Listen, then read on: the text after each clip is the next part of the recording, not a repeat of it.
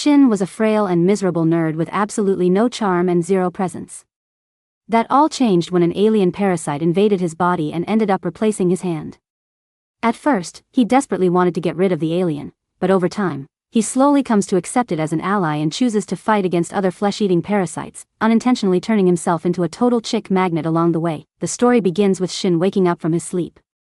He hears a faint voice telling him that it was unfortunate he failed, which makes him panic, but he quickly convinces himself that it was just a horrible dream from the night before. He brushes those thoughts aside and heads downstairs for breakfast, where his parents ask if he's feeling okay since he was acting strangely the previous night. The pitiful nerd can't clearly remember what happened and decides to skip breakfast so he can head to school. On the way there, his crush Morano suddenly jumps him from behind, but his right hand instinctively blocks the attack. Morano is shocked by his quick reflexes, but Shin explains that his hand moved on its own. Moments later, he starts acting oddly toward Morano, making her flustered. She slaps him and runs off, while their mutual friend Takai tells Shin that this is what zero bitches does to someone. Once they arrive at school, Mick falls asleep in class because he barely slept the night before after an alien parasite attacked him. It attempted to enter his brain through his ear, but his earphones stopped it. When it tried getting in through his nose, Shin sneezed and woke up. He briefly saw the alien and mistook it for a snake, but it suddenly leaped at him and began burrowing into his right hand. Luckily, Shin used his earphone cord to tightly bind his arm, preventing the parasite from moving any further. That's one of the reasons wired earphones are still considered GOAT. His parents rushed in to check on him, and his dad immediately told him to change his dealer, assuming he must be hallucinating from some bad stuff if he thought snakes were entering his body. Shin then suddenly wakes up from the dream of last night's events and finds a teacher standing in front of him, furious that he's using his smartphone during class. Shin tries explaining that he wasn't doing anything, but the evidence clearly says otherwise. Later, Morano is still angry with him, and Takai steps in as a mediator because she's worried about Shin's mental state. He decides to leave school early and wonders whether there's truly something wrong with his right hand or if he's just imagining everything. On his way home, he notices a girl carelessly crossing the street as a car speeds straight toward her. Acting purely on instinct, he jumps in to protect her and stops the car using his right hand. Shin is completely stunned by what he just did. When he looks at his hand, he sees that it has changed form and now has an eye in the center. It quickly returns to normal, but that's more than enough to terrify him, and he sprints home. In his room, he has a panic attack and tries to stab his right hand, which suddenly morphs into an alien creature that can speak in broken sentences, still better English than what gift card scammers use. The creature explains that it failed to take over his body and only became his right hand after consuming it. Shin starts believing he's schizo. He lashes out at the alien controlling his arm, but it easily snaps the knife and sends it flying. The creature then asks Shin to teach it how to speak properly since it's not very good at it yet. Moments later, it abruptly falls asleep, and his hand returns to normal. Completely baffled, Shin searches the internet for answers but finds nothing. In the end, he decides to act as if everything is normal. What he doesn't realize is that aliens have already spread across the world, replacing humans and devouring them. The next morning, Shin wakes up to find the alien calmly reading books to learn about the world. It can now speak clearly, displaying signs of extreme intelligence, and it's also capable of transforming into other creatures. Shin starts to feel a bit more comfortable around the parasite and asks if it's an alien. The creature replies that it doesn't know where it came from and only remembers things from after it woke up inside his arm. The very first feeling it recalls is disappointment over failing to take over his brain, which sends Shin into a panic. The alien quickly reassures him, explaining that it can't do anything now since it already ate his arm and replaced it. If it had taken over his head, things would be completely different, and it would be in full control of his body. Shin declares that he's going straight to the hospital to have his freakish right hand cut off. The alien tells him that would be a horrible decision since it survives on Shin's nutrients, and cutting it off would kill it. Shin would also lose a right hand that has a mouth and can shape-shift, which is basically the ultimate blessing for a gooner like him. Shin calls it a parasite, but the creature suggests they simply cooperate with each other. Right after saying that, the parasite becomes exhausted and falls asleep, returning Shin's hand to normal. Later, during breakfast, Shin hears his father reading the newspaper about a series of brutal murders known as the mincemeat murders that have been occurring recently. He then heads to school, considering turning himself into the police and telling them everything about his alien hand. The parasite warns him that this would be a terrible idea because they'd end up as lab rats for some insane scientists. Suddenly, it senses another parasite nearby, explaining that parasites can detect each other's brain waves. Shin follows the direction it indicates but quickly grows terrified, knowing the parasite might have taken over a human. Despite this, his parasite keeps pulling him forward. They soon come across a dog eating the corpse of another dog. Shin is confused until he realizes the dog has been taken over by a parasite, which causes him to panic. The dog parasite notices his right hand and remarks that it failed as well.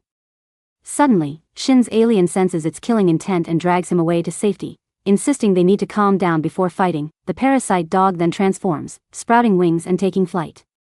It quickly locates them hiding in a park, but Shin's alien declares they'll fight there.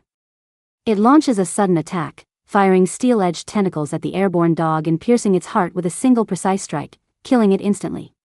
Shin can't believe what just happened because it all occurred so quickly. The alien coldly observes as the parasite shrivels and dies, stating that it lost because it didn't study enough. Shin realizes his partner has absolutely no empathy and is more like a cold, emotionless insect. Elsewhere in the city, a woman is being harassed by a group of thugs when a man suddenly appears and effortlessly knocks them all out. He escorts the woman home like a stoic guardian, but the thugs return and attack him again. They smash his head with a bat, yet he doesn't even react. Casually, he remarks that his stomach can't handle 4 people at once. Before anyone understands, the skin on his face peels off like an orange in a face wash commercial, and he slices them apart with razor-sharp tentacles. The parasite alters his appearance afterward and walks away. Back with Shin, he decides to keep the alien and avoid reporting it to the authorities, knowing he'd be in serious danger without it after what happened with the dog. Feeling awkward calling it the alien, he asks for a name. The creature suggests Mijai, meaning right, in Japanese, though it admits names don't matter much since it's neither human nor a pet. With Mijai's help, Shin becomes exceptionally good at sports, drawing attention from girls. This sparks jealousy in the class bully, who also likes Morano. After a game, Takai brings Morano over so they can resolve the past incident. Shin finally apologizes, and she forgives him on the condition that he takes her out for dessert next Sunday. She notices that something about him feels different before leaving. Afterward, Mijai points out that Shin's heart rate spiked while talking to her and confirms he definitely has feelings for her. Just then, the class bully confronts Shin, furious over the attention he's receiving. Shin tries to avoid a fight, but the bully attacks anyway. Afraid Mijai might lose control and unalive him, Shin is relieved when Mijai holds back and simply uses a Goma Goma no pistol style punch to knock the bully down, scaring him off. Later, Takai brings up the brutal mincemeat murders again, the same ones Shin's father read about. No one knows who's responsible, but similar cases are happening worldwide, which Takai finds extremely suspicious. However, Shin suddenly comes to the realization that the ones responsible for all the murders must be the parasite aliens. After they return home, Shin looks up more information about the killings and asks Migi about it, who agrees that it is without a doubt the work of his species. He explains that they previously witnessed a parasite controlling a dog consume another dog, which proves that parasites can only eat members of the same species as their host. He adds that since they are cannibalistic by nature, it makes sense that they eat humans when humans are their hosts. Hearing this makes Shin panic, and he starts wondering whether he should alert the world and attempt to save humanity. Mijai doesn't understand why Shin is even concerned about that. According to Mijai, his species simply eats in order to survive, and that is how nature functions. Shin insists that human life has value, but Migi counters by saying the only lives he values are his own and Shin's, because he depends on him to survive. Shin angrily calls Migi an insect and a parasite, but Mijai coldly warns him that if he turns against him, he will cut off his tongue so that he won't be able to tell anyone anything. Terrified by the parasite's threat, Shin abandons the idea of exposing the truth. Mijai continues the argument, pointing out that humans consume countless kinds of animals, while his species only eats a select few. From his perspective, that actually makes humans worse. The following day, another alien notices Shin and Migi. Mijai senses it immediately as well and alerts Shin. Unable to locate the alien in the crowded marketplace, Migi suggests moving somewhere quieter, and Shin agrees. He explains that he wants to meet the other alien, but Migi thinks that idea is insane. He asks why Shin isn't afraid now when he was terrified out of his mind just the day before. Shin responds that he wants to understand parasites better so he can protect humans from them. Before long, the other parasite appears. He looks at Shin's right hand and instantly judges it to be dangerous since Shin's human brain is still intact. The man calmly walks forward while Migi threatens to kill him if he makes a move. The parasite then makes an offer, asking Migi to migrate to him, claiming there is still time to change hosts. To prove his point, he transforms his body, slices off his own hand, and invites Mijai to join him so they can become stronger together. Shin panics, fearing Migi might abandon him, but Migi refuses to move. Growing impatient, the other parasite attacks, but Migi reacts instantly and defeats him. The defeated alien is stunned and can't believe he lost. Shin thanks Miggy for saving his life, but Miggy replies that he wasn't even sure migration was possible, so eliminating him was simply the safer option. The next day, Shin and Morarano go out for dessert. During their conversation, Morarano mentions that her parents are frightened by the mincemeat murders. Shin silently wonders how she would react if he ever told her about Miggy. Afterward, they walk through a park and spot a group of boys burying a cat in the sand and throwing rocks at it for fun. Morano is deeply disturbed by the sight and says she can't bear to watch it. She wants to leave, but Shin steps forward, showing that he has a genuinely kind heart. He rescues the cat and tells the boys to stop hurting innocent creatures. The boys mock him, calling him a boomer for ruining their fun, and start throwing stones at him as he turns away. Mijai catches every single one of them. Shin then glares at the boys with such intensity that they are completely terrified and flee the scene. This is more than enough to impress Morano, who grabs Shin's hand. However, her instincts tell her something is off, so she switches from holding his right hand to his left. Several days pass, and the number of mincemeat murder cases continues to rise. Shin grows increasingly disgusted by the news, and Morano begins noticing that he is becoming more distant and different with each passing day. One morning on the way to school, Mijai suddenly senses another parasite nearby. Shin becomes alert, but when Miggy points toward the school building, he starts panicking more than ever. At school, Shin nervously scans the hallways for the parasite, and Miggy warns him not to act suspiciously, since the parasite might sense them as well. At that moment, a new teacher is introduced as Miss Tamiya. The instant she steps onto the stage, Miggy confirms that she is the parasite. Even worse, she is assigned as Morarano's homeroom teacher. Shin grows uneasy upon hearing this, and Miggy warns him again not to stare at Tamiya. However, he can't help himself, and she notices him, realizing that he is one of them too. Later during sports class, Mijai comments on how intelligent Tamiya must be, since she has successfully maintained her host's identity and social position while working as a teacher. Shin wonders whether she plans to eventually eat everyone at the school, but Miggy says she wouldn't risk exposing herself by feeding on people nearby. During class, while Tamiya is teaching, Miggy suddenly falls asleep. Shin panics, believing he is now defenseless. He barely manages to get through the rest of the lesson. After class, Tamiya asks him to come to the office later. The other boys tease him, joking that the mommy teacher is giving him special attention, and Shin snaps at them because they have no idea how serious his situation really is. Eventually, he goes to the office, and luckily Miggy wakes up just in time. Once inside, Tamiya gets straight to the point. She calmly assures Shin that she has no intention of fighting him. Instead, she invites him to meet after school for a proper discussion. Miggy immediately agrees, but Shin is suspicious, fearing it could be a trap. Tamiya explains that if she wanted to kill him, she would have already done so. She reveals that she is simply curious about their unusual hybrid relationship. She promises to exchange information and possibly cooperate in the future. After school, Shin goes to meet her, but Miggy suddenly senses two parasites approaching. Shin panics again, though Miggy can't yet determine whether it's a trap. Soon, Tamiya arrives with a man she introduces as Mr. A, explaining that he has no name and no personality. Tension instantly builds between him and Miggy, but Tamiya calms the situation, saying that fighting would be pointless. They sit down to talk, and Tamiya asks Shin what he believes parasites truly are. Shin bluntly answers that they are man-eating monsters. Tamiya understands why he feels that way but believes they are more complex than that. She then casually reveals that she and Mr. A had sex a few weeks ago and that she is now pregnant. Shin stares at her in shock, and Tamiya asks what kind of creature he thinks is growing inside her. Mijai responds that it is a normal human baby, which Tamiya confirms, clearly confused by it herself. Shin refuses to be persuaded by this revelation and continues to believe that parasites are still monsters that eat people. As the discussion continues, Mr. A grows bored, stands up, and declares that philosophical debates are pointless. He states that he will continue killing and feeding on humans as he always has. He also identifies Shin as a potential threat and decides to eliminate him soon. After Mr. A leaves, Tamiya warns Shin not to provoke her.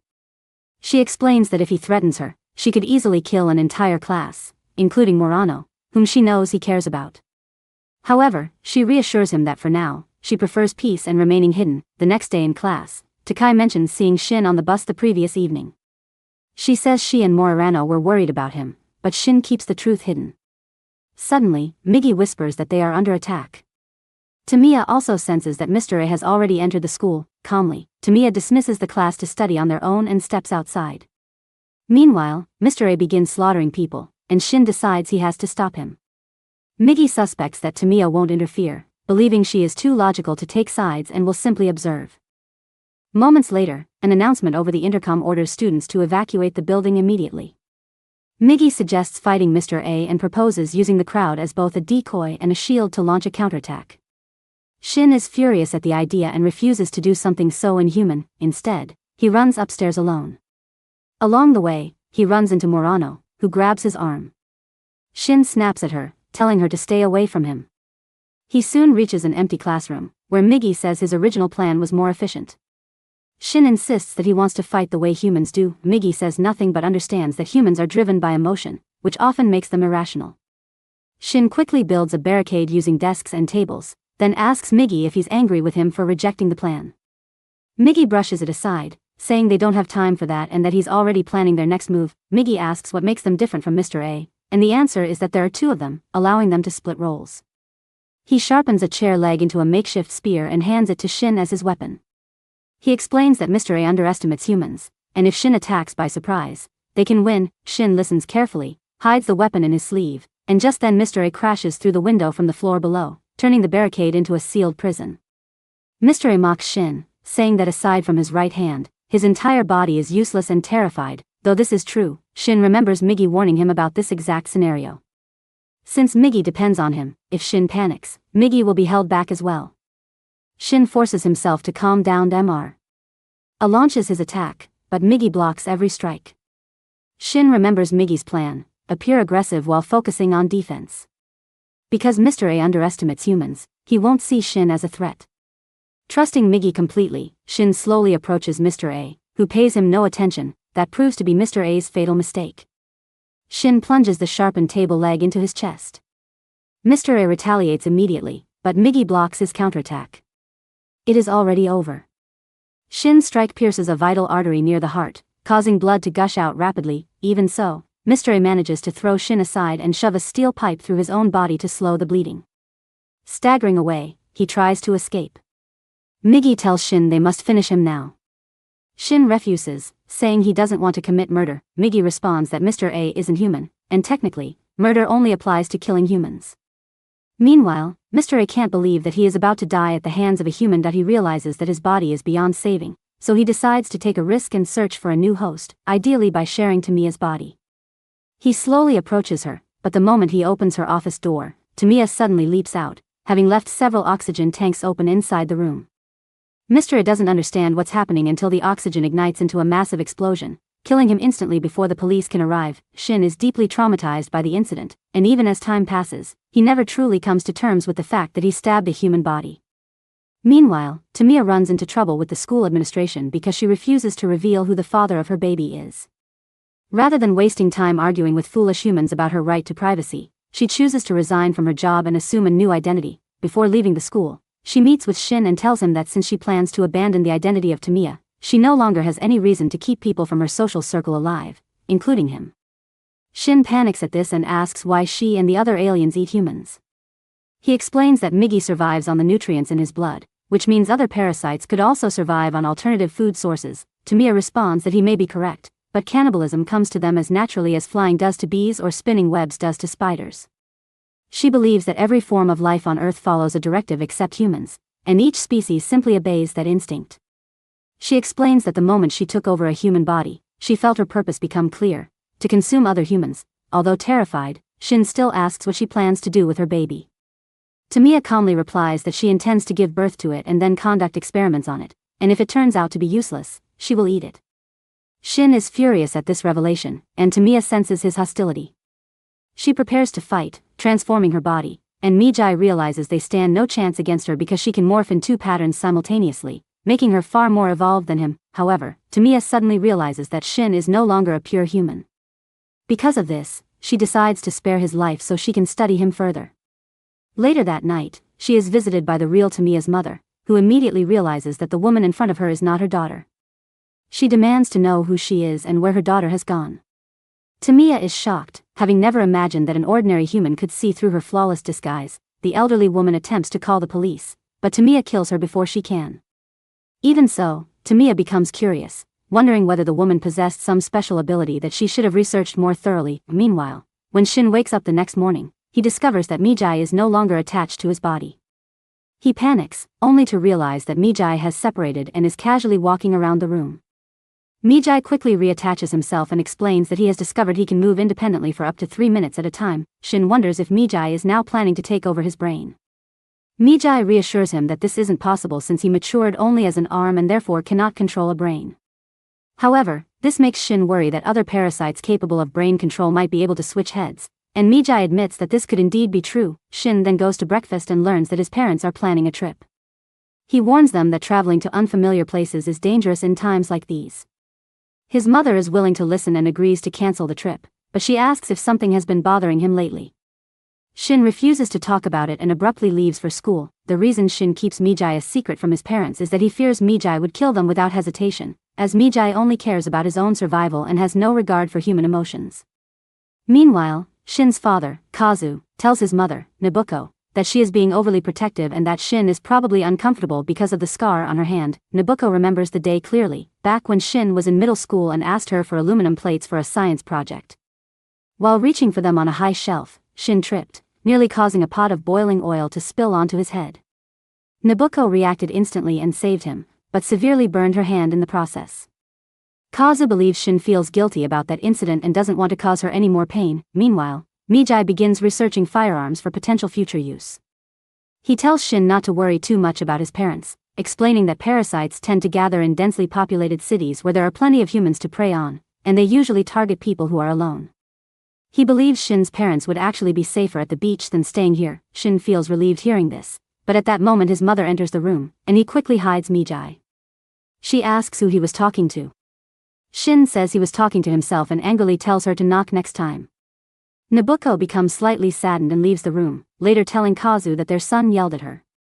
Kazu responds that she probably walked in on him spanking the monkey, which might be his new favorite way to describe that activity. Later that day, Shin tells his parents that he's changed his mind and now thinks they should go on the trip. Nabuko, however, is fed up with his sudden mood swings and snaps at him, asking what the hell is wrong. She starts crying, saying it feels like he isn't her son anymore. Still unwilling to reveal Mijai, Shin tells her that he was afraid of being lonely without them but realized he could just invite friends over if he felt that way. He returns to his room, and his parents believe he told them the truth.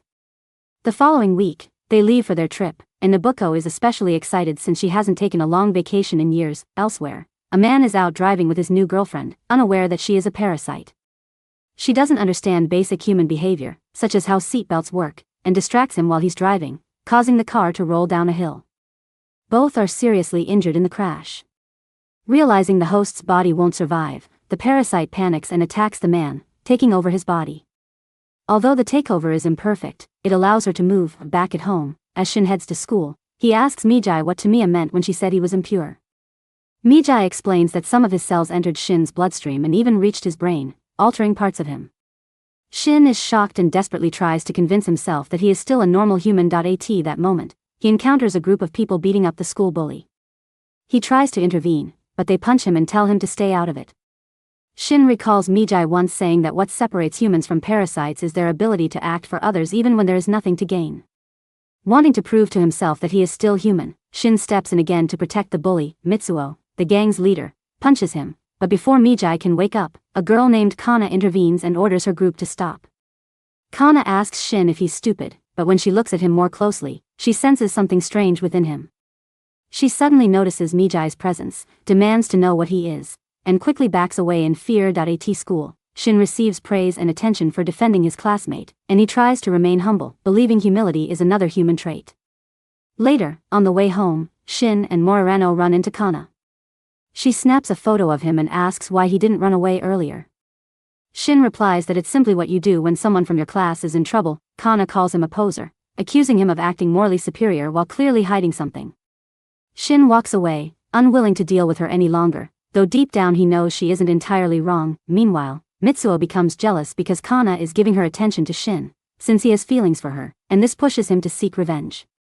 He and his gang assault Shin and abduct Morano, and Shin somehow manages to follow them. They take him to the same spot where they met earlier that morning, and Shin demands that they let Morano go. However, the delinquents ignore him, and Mitsuo begins beating him up.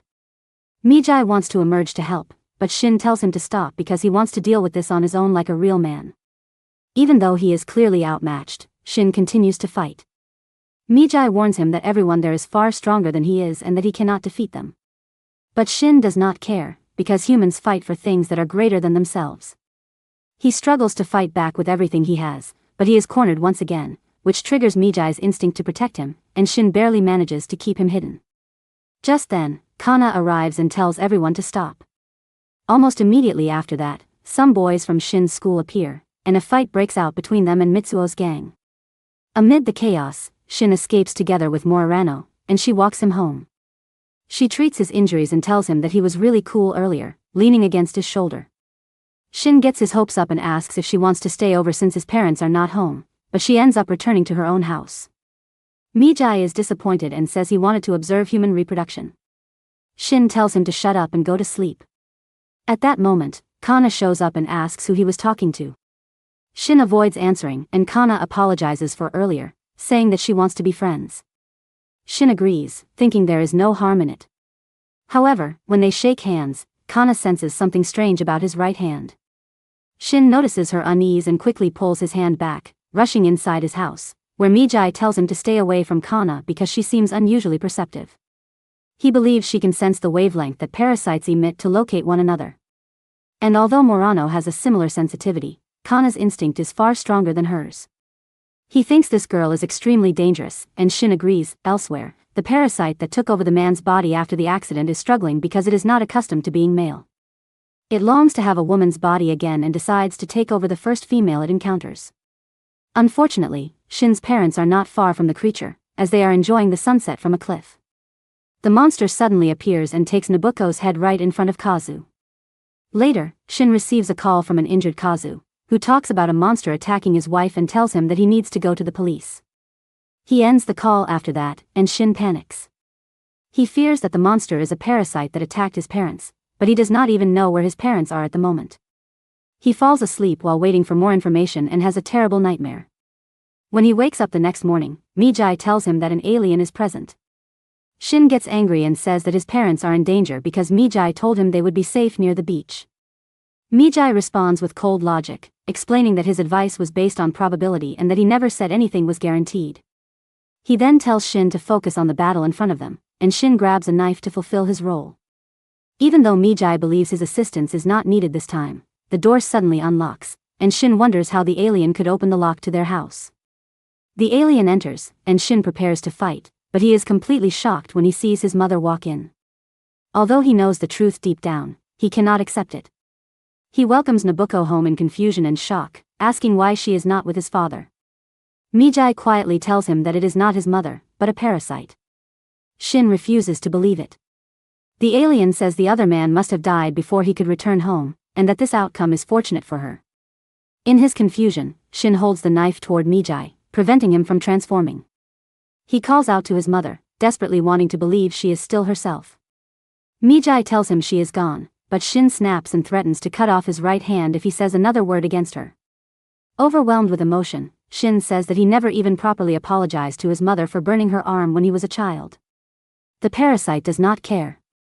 She transforms and stabs him straight through the heart, and Mijai cannot react in time because of the knife. Shin collapses to the floor, still unable to accept that his mother has become a parasite. The parasite leaves Shin to die, telling Mijai that his host is dead and that he will soon follow, as that is the fate of parasites who fail to take the brain. However, Mijai realizes there is still a possibility to save him. Shin's heart is damaged, so Mijai creates a new one, places it inside his chest, and manually begins to make it beat. Although Shin remains unconscious, Mijai enters his body so he can continue healing him slowly while also relocating himself back into the right arm, which takes a great deal of time. Because of this, Shin is absent from school for several days, and Morano grows worried and decides to visit his house to check on him. During this time, Mijai continues to heal Shin and even feeds him while he sleeps. A few days later, Shin finally wakes up, although he has become extremely weak. He soon realizes that he no longer needs his glasses, which feels strange to him. He goes to wash up, and that is when he discovers a scar on his chest that reminds him of everything that happened. He feels a sharp pain in his heart and breaks down. At that moment, the phone rings, and he answers to hear that his father has been admitted to the hospital. Shin is relieved to learn that he is still alive and immediately rushes to see him. Outside, Morano is waiting for him, and when she sees Shin, she says she was worried. However, he appears distant and only tells her that his father is injured and that he is going to see him. When she mentions that his mother must be dealing with everything alone, it hurts Shin even more, but he walks away and says he will not return to school for a while.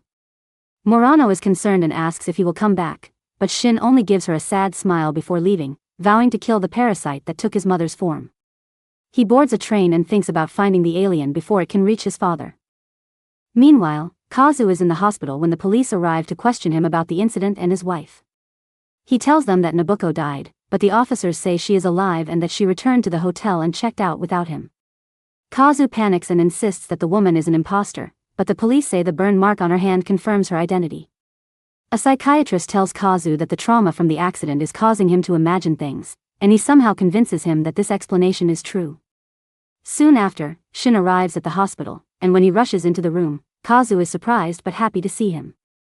Shin tries to talk about what happened to his mother, but he cannot bring himself to say anything because of the pain. Even though he sheds no tears, Kazu suddenly says that Nabucco has been missing since the accident. Shin is stunned and reminds him about the monster, but Kazu says he hit his head during the accident and must be confused.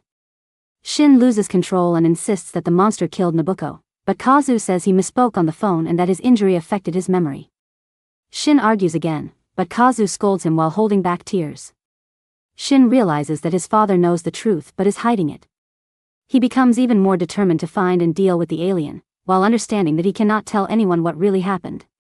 He says he will stay at the hospital, but Kazu tells him it would be uncomfortable and suggests a nearby hotel just 300 meters away. Shin agrees, but he feels uneasy because that area is within Mijai's detection range for enemies.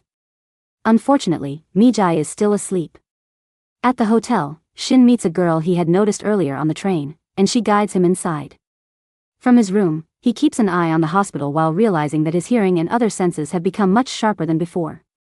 Later on, Mijai wakes up and tells Shin that he has fully repaired his body. However, both of them have changed, and Mijai now has a weakness. He must sleep for 4 hours every day, which is more sleep than Shin himself usually gets. Shin mentions that he used to sleep earlier as well, but Mijai explains that unlike before, he will not wake up even if danger approaches, and if an enemy attacks during that time, they will both die. Shin asks why Mijai did not tell him this sooner, and Mijai replies that after Shin's mother died, Shin began blaming all parasites, including him, and revealing a weakness at that time would have been dangerous. Now, however, Mijai believes it is even more dangerous to keep hiding it. Shin says that he does not see Mijai as an enemy since Mijai saved his life, but, as usual, Mijai responds coldly that he did it for his own survival. The next morning, Shin looks much healthier and goes to the hospital to check on his father, then remains on guard while Mijai sleeps. A girl named Maki approaches him and asks if he has a girlfriend. Before Shin can respond, Mijai suddenly warns him that he has detected a parasite at the beach. Shin immediately sprints toward the beach, and Maki shouts that a wall is blocking the way. However, Shin is moving too fast to listen. Mijai then asks if Shin is truly prepared to kill the woman wearing his mother's face. Shin stops briefly and says that he is certain, because he cannot allow her to kill anyone else. Maki catches up while they are talking and says they need to go around the wall to reach the beach, but Shin says it is just a matter of skill and effortlessly leaps over the wall. He spots someone walking down the slope and realizes it is a parasite. Filled with rage and intent on killing it, he gives chase. When he reaches the person, he discovers that it is not Nobuko, but a man, which shocks him. Still, he is convinced that the man is also an alien and prepares to kill him. The man panics and begs him to stop. Suddenly, Mijai intervenes and says that the man still has a human brain. Shin becomes even more confused, but then the man's jaw transforms into an alien and begins to speak. Shin panics again, as he has never seen anything like this. The man and the alien share one mouth and seem to compete playfully over who gets to talk. Shin cannot understand how this is possible, but Mijai explains that the brain is human while the area from the jaw to the chest is alien. The other alien confirms that they are similar to Shin and Mijai in a way. They sit down to talk, and the man begins telling his sob story, explaining that his wife left him and he felt like a useless tool who could not make decisions. He says he made the biggest decision of his life, which was to jump into the sea, but he lacked the courage to do it. He just sat there until the alien parasite attacked him, and as he fought back, they both fell into the water.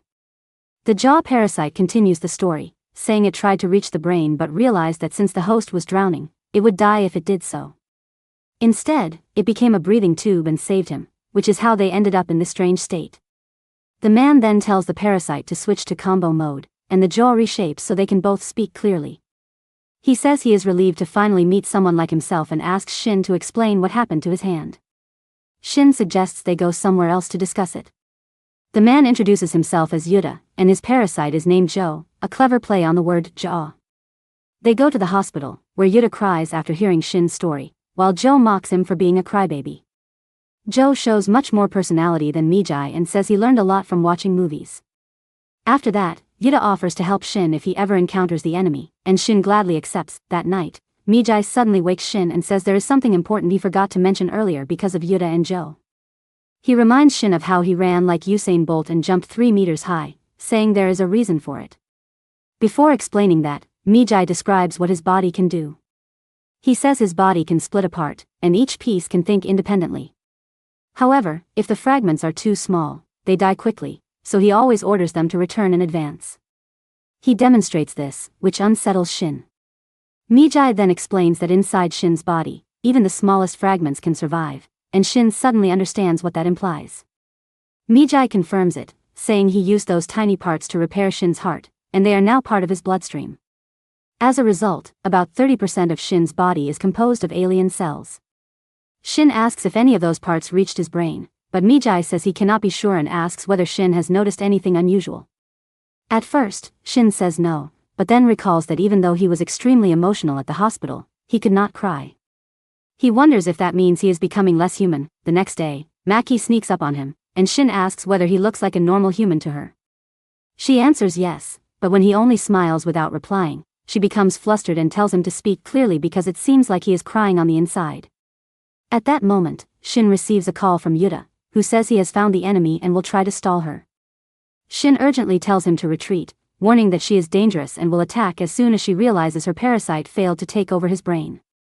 Yuta tries to run away, but he jokes that he would need 2 months at the gym to even be considered fit. Nobuko follows him at a relaxed pace.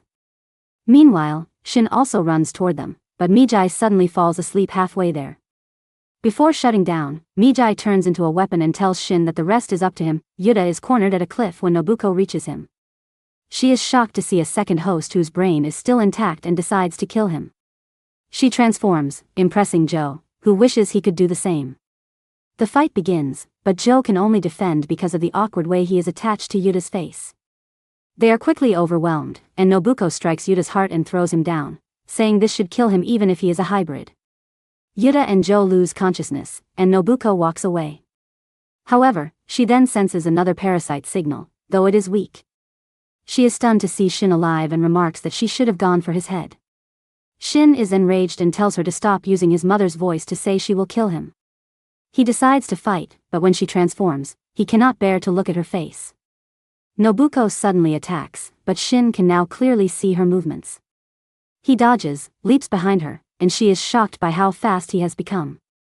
He blocks her attacks and reaches the edge of the cliff, where he notices the injured Yuta. Thinking that the only person who could understand him is already dead, Shin becomes furious. He charges forward and wounds Nobuko with rapid strikes. He aims for her head and cuts off her tentacles, but when he tries to finish her, she defends herself with her heart. When Shin sees the burn mark, memories of his mother overwhelm him, causing him to hesitate. Nobuko uses that opening to counterattack and injure him. Shin is pushed to his limit as she regenerates and stands up again, but suddenly her head is slashed apart and her body falls into the sea. It is Yuta and Joe, who manage to climb back up on their own. Yuta tells Shin that the woman was not truly his mother, and even so, he should not have to kill her with his own hands. The parasite wonders how Yuta survived, and Joe explains that he realized she was only targeting the heart, so he repositioned it in time. Shin looks down at the sea where his mother's body lies and thinks that everything is finally over, but something inside him breaks.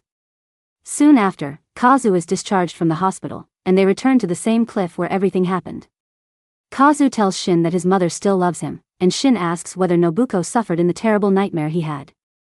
Kazu replies that it all happened instantly and that her death was painless. He begins to cry, but Shin feels relieved knowing that at least his mother did not suffer. The tension he has been carrying finally disappears, and he collapses and falls asleep on the spot. Later, he returns to the city, and this time both Morano and Kana can sense him strongly because he is no longer fully human. Morano runs up to him, shocked that he has grown taller and that his appearance has changed, as if he went through a second puberty. Elsewhere, Tamala finds a new partner who takes over the body of a teenage boy and instructs him to watch over Shin without killing him. The boy asks why she cares so much, and she answers that Shin is dangerous, but keeping him alive is important to collect data and better understand their species. Meanwhile, Kana has started paying even more attention to Shin, even using his photo as her wallpaper. This makes the delinquent Mitsuo jealous, and he goes to Shin's school to start a fight. Without realizing it, Shin has undergone a major personality change, similar to Sung Jin-woo. He is no longer the timid boy he once was and tells Mitsuo to hurry up and speak because he does not have all day. Mitsuo asks whether he slept with Kana, and Shin replies that he has not even seen her since the trip. Mitsuo does not believe him and attacks, but Shin dodges, trips him, and tells him to give up because things have changed. Mitsuo stubbornly keeps attacking, but Shin effortlessly overwhelms and humbles him without causing serious harm. Just then, Murano arrives, and Shin decides to walk away. While she can already sense the change in his personality, she asks him whether something happened during the trip or if he is still the same Shin, and he replies that he has been asking himself that exact question. After that, they go on a date through the market, with Kana also present there. Kana predicts that Shin will come up the stairs beside her, and her prediction turns out to be completely accurate. She is excited to see him, but her mood quickly drops when she notices Murano walking next to him. Later, Shin returns home and finds that his father is still falling apart. Kazu has developed a habit of drinking. Shin suggests that he hire a housekeeper, but Kazu is shocked by how cold Shin sounds and tells him to do whatever he wants. The following day, Shin tests his enhanced hearing while walking to school with Murano and hears someone calling out for help. He rushes toward the sound and discovers an injured puppy lying on the street. Mijai tells him that the puppy is too badly hurt to survive. Shin picks it up and carries it to a garden so he can comfort it in its final moments. Murano arrives as well and says she originally thought Shin had changed, but saving the puppy proves that he is still kind like before. However, her relief is short-lived because when the puppy dies, Shin throws its body into a trash bin. This horrifies Murano, as she cannot understand how he could treat the puppy that way. Shin calmly explains that it is no longer a puppy, but merely a dead piece of meat. Murano is deeply upset and says that he truly has changed after all. Before she runs away in tears, Shin does not even realize what he did wrong, which is very typical male behavior. As a result, he goes to his best friend for advice, another classic male response. Mijai tells him that logically, he did not say anything incorrect.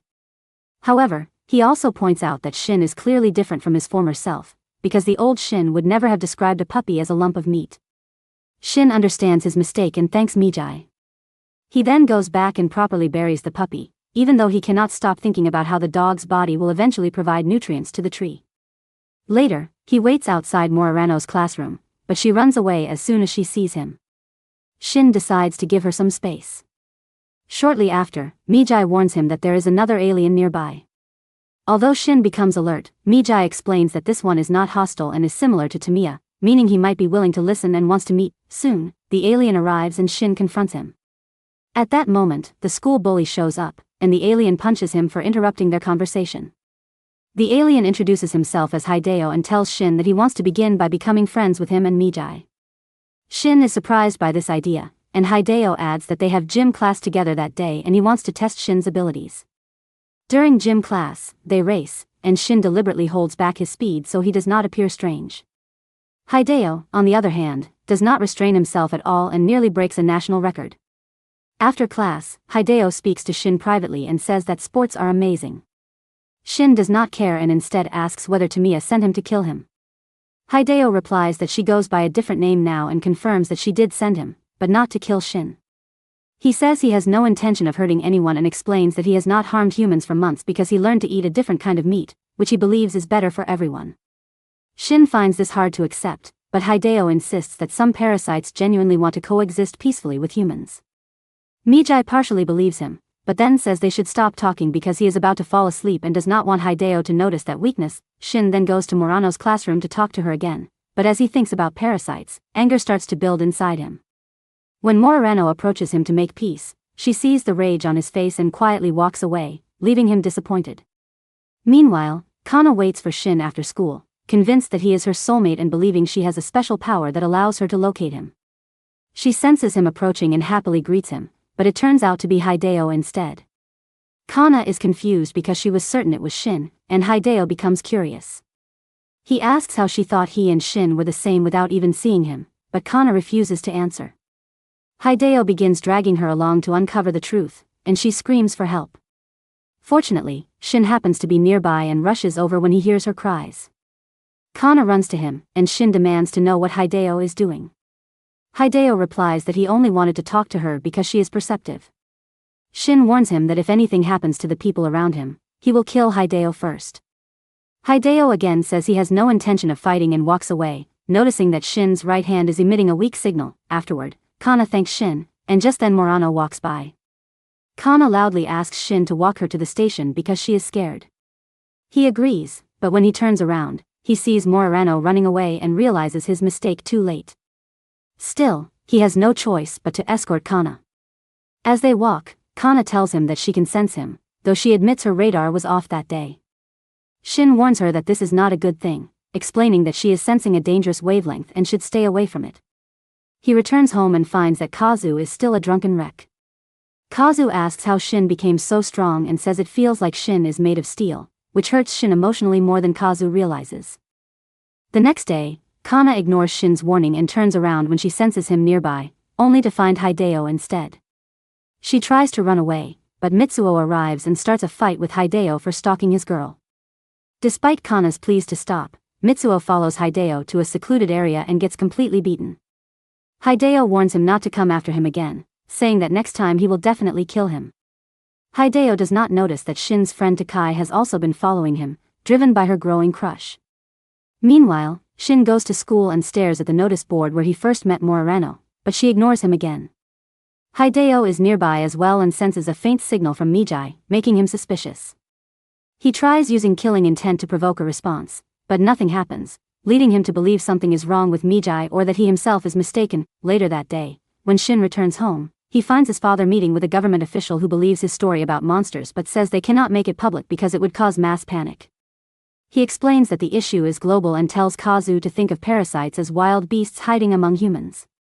They also create a sketch based on Kazu's description, and the artist draws an accurate image of the creature's face. Elsewhere, Tamiya has changed her appearance and is meeting another intelligent parasite. She warns that if they continue eating humans without restraint, they will be hunted. The man agrees and says she is the only one who has thought so deeply about it. When she asks about their purpose, he replies that humans are poison to the earth and that parasites exist to control the population. Back at home, Kazu decides to tell Shin the truth and reveals everything he knows. Shin listens quietly and nods, keeping his own secrets hidden. Elsewhere, it is revealed that the sketch artist is Takai's brother. One night, Takai peeks into his notebook while he is asleep and sees the parasite sketch. He wakes up suddenly and takes it back, saying it is part of an investigation. The next day, Takai notices Hideo alone and begins watching him again. Suddenly, a stray baseball hits Hideo on the head and leaves a dent. He recovers almost instantly, which is enough to terrify Takai and make her realize something is seriously wrong. Meanwhile, Shin decides to talk to Murano and fix their relationship. Just as he is about to do so, Mijai warns him that Hideo is becoming hostile. It turns out that Mitsuo's gang has come for revenge, and Hideo is prepared to kill them. Shin rushes off to stop him, leaving Murano confused. Hideo also senses the situation and tells the boys to attack all at once because he does not want to wait for Shin. Suddenly, Shin leaps over a wall and arrives at the scene. Hideo is shocked and wonders how Shin got there so quickly. Shin confronts him and asks if he is finally revealing his true nature. Hideo claims it is not his fault because the boys started the fight, and Shin tells him to leave because he will handle it himself. Hideo follows his advice and walks away without reacting to their insults. The thugs mock Shin for protecting someone, but he angrily tells them that Hideo is not his friend. He orders everyone to go home and warns them never to target Hideo again for their own safety. Mitsuo seems willing to listen, but the others are not convinced. Shin then challenges the strongest among them to fight. The man attacks immediately, but Shin effortlessly blocks his punch.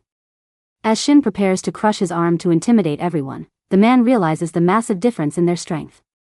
He panics and runs away, telling the others to follow because they cannot win. Afterward, Shin returns to school and finds Murano waiting for him with his bag. Just as they are about to reconcile, Shin suddenly pulls her close because Hideo is nearby. Hideo asks what Shin did to the bullies, and Shin angrily responds that it is none of his business. Hideo walks off, and Murano points out to Shin that he is gripping her hand too tightly and hurting her. He apologizes and releases her, saying that Hideo may look ordinary on the outside, but something is seriously wrong with him internally. Murano tries to soothe him and says that he really has changed. She adds that the Shin she knew would never speak that way and asks if he truly is Shin. This triggers him, and he snaps back, shouting at her to shut up, which causes Murano to run away in tears. Later on, Shin sits by himself, feeling empty and depressed. He believes this feeling comes from the hole in his heart. Mijai attempts to comfort him, saying that Shin has grown stronger both physically and mentally, and that what others think of him doesn't matter. Elsewhere, Taikai continues tailing Hideo and eventually witnesses him altering his face, which horrifies her. She has heard rumors about monsters that can change their faces, and she knows exactly who might know more about them. She goes home and asks her brother about such creatures, and he explains that they can take over human bodies and eat people. Teki begins to believe that Hayo might be one of those monsters, though she still feels unsure and frightened. Instead of acting immediately, she decides to confront Hayo first, which turns out to be an incredibly reckless decision. The next day at school, Takai asks Hideo to meet her and secretly brings a bottle of acid for protection. When Hayo arrives and asks why she wanted to see him, she admits that she liked him but noticed him doing strange things. She asks directly whether he is a monster that eats people. Hideo responds by asking what she would do if that were true, and she tells him he should just go home without hurting anyone. Enraged that his secret has been exposed, Hideo transforms with the intent to kill her. At the same moment, Mijai senses the danger and alerts Shin, who becomes furious at Takai for being so careless and foolish. Shin rushes out of the classroom and sprints through the hallway trying to find her, but he has no idea where she is. Meanwhile, Takai is already panicking as Hideo fully reveals his true form. He tells her not to move and promises her a painless death if she cooperates. He attacks, but she stumbles and narrowly avoids the strike. In desperation, she grabs the acid bottle and throws it at him. Hideo slices it midair, but the acid splashes onto him and burns his face. He screams in agony as his transformation worsens, and Takai takes the opportunity to escape. She climbs out the window as students below look up and notice her. Before anyone can react, a tentacle suddenly lashes out. Takai jumps down in terror, but a tree breaks her fall. The students rush to help her, then decide to go upstairs to investigate what happened at the same time. Hideo panics because he transformed without thinking, and some of the acid has seeped inside his body. His face becomes horribly distorted, and he can no longer think clearly or control his expressions due to the damaged tissue. Mijai senses his chaotic and disorganized thoughts and tells Shin that they must hurry. Meanwhile, the teachers and students who go upstairs encounter Hideo in his transformed state, and he instinctively slaughters them before fleeing. Migi immediately informs Shin. Some surviving teachers witness the massacre and scream in horror before triggering the alarm and calling the police. Mijai detects that Hideo is heading toward their classroom, so he and Shin rush back, only to run into a panicked crowd at the entrance. Mijai suggests using the chaos to evacuate safely, but the teachers are still frantic and say that one class is unaccounted for. Shin realizes it is Murano's class and rushes to find her. As he climbs upstairs, he sees students fleeing in fear, but Murano is nowhere among them, and he refuses to accept losing her. When he reaches the floor, he is confronted by piles of bodies, and for a moment his mind goes blank as he screams in terror. Mijai tells him to calm down and regulate his breathing. Shin recalls how both his father and Murano told him that he had changed. He realizes just how much he has changed when he quickly regains control and vows to save Murano by killing Hideo himself. Moving forward, he spots someone who resembles Murano, but it turns out to be someone else. He continues onward and uses his enhanced hearing to locate 3 people. When he reaches them, he finds Murano among them. She immediately clings to him, and Shin tells her they must leave right away. The other boys panic, knowing the massacre happened in the direction Shin came from, and suspect he might be a monster. They flee in the opposite direction and are instantly slaughtered. Sensing that Hideo is close, Shin grabs Murano and runs into an empty classroom, jumps out the window, clears the school fence, and gets her to safety. Murano is still shaking with fear, so he gently comforts her and hands her over to emergency responders before turning back toward the school. By then, the police have completely surrounded the area, making entry difficult. When Migi asks if he still intends to fight, Shin replies that it is their responsibility to finish this. Mijai believes the police will eventually deal with Hayo, but Shin watches Hideo kill multiple officers and escape to the rooftop while injured. Shin decides the only way to stop him is from long range. He moves 300 meters away to avoid detection and waits patiently. When Hayo appears on the rooftop, Shin combines his power with Mig's targeting ability and launches a rock like a bullet. It pierces Hayo's heart perfectly, and the police soon discover his lifeless body. Later, news reports claim that Hayo had a drug addiction and went on a violent rampage, killing many students, as the government covers up the truth. Mig says this was a wise choice, since parasites cannot be detected using conventional means. Shin says they now need to help humanity, but Mijai refuses, stating that he only prioritizes his own survival and protecting his identity. Meanwhile, government officials hold a secret meeting about their next steps. Some argue that the existence of parasites should be revealed to the public, and they debate how to detect them. A scientist explains that parasite cells only survive with a continuous blood supply, especially in small parts.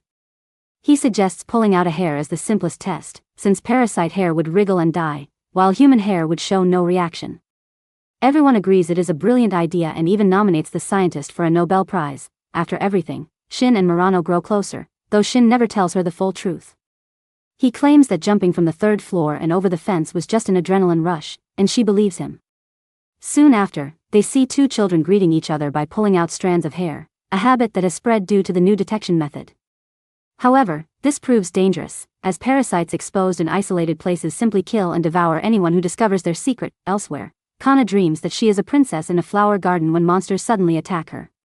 Shin appears as a knight in shining armor, defeats the monsters, and saves her.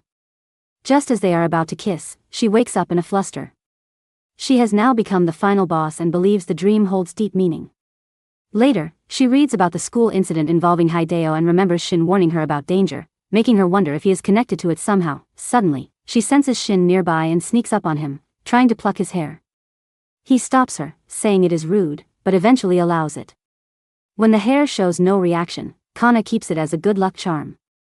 She follows Shin and asks if he knew anything about Hideo, but he denies it.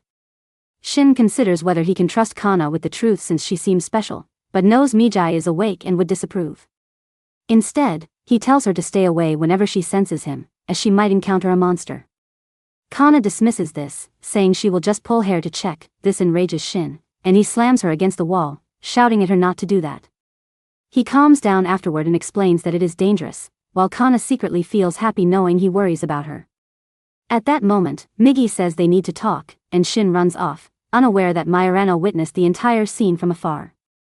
Migi warns Shin not to interact with Kana anymore, as he is revealing too much. Kana then meets Murano, and they talk. Murano asks if Kana also thinks Shin has changed a lot recently, but Kana says he has always been intense and fierce. Kana knows Murano likes Shin, and seeing her troubled expression gives her hope that she still has a chance. Elsewhere in the city, a massive, muscular man wearing only underwear and a tank top enters a Yakuza office and asks the guard how many people are inside. When told to leave, he refuses with a disturbing smile. A gangster attacks him, but the man smashes his head into the wall and enters, slaughtering everyone inside. He dodges bullets and tears people apart with his bare hands. When someone manages to slash him with a sword, he snaps it using his muscles and sends the blade flying into another man's head. He counts it as one hit and continues killing, counting every time he is struck at eye and the end. He only gets hit 3 times and decides that it is actually a fairly good outcome. The remaining gang members are terrified, yet they still ask him what he is even talking about. The parasite explains that he is conducting an experiment to measure how strong he is against an armed group before he kills them all. Outside the building, people gather after noticing the bodies and immediately call the police. They panic when they see the man walk out completely covered in blood. Instead of keeping their distance, they foolishly chase after him, only for him to disappear around a corner, grab one of the men from behind, and return disguised as that person. He calmly walks to his car, where his parasite driver takes him to his boss, who is extremely pleased with the results of this small test. Elsewhere, Shin and Murano go out on their very first date. However, the atmosphere quickly becomes uncomfortable when she talks about how much he has changed and even suggests that the Shin who returned from the trip might not be the same person anymore. When she mentions the trip, Shin suddenly stands up and walks away. Later, they sit down on a bench to rest and notice a young boy crying because he cannot keep up with his mother. The child calls his mom stupid, and the already exhausted woman gets angry and tries to slap him. This scene triggers a painful memory of Shin's own mother, and he begins muttering about the hole in his heart. Murano becomes worried and calls out his name, and Shin suddenly snaps back to reality and calms down. They continue walking home, and Shin wonders whether merging with Migi's cells has drained away his emotions. Still, he is certain that his feelings for Murano are real and truly his own. As they walk together, Kana suddenly senses Shin nearby and rushes toward him, only to see him kissing more Arano. Her heart shatters at the sight, and she silently turns away and leaves.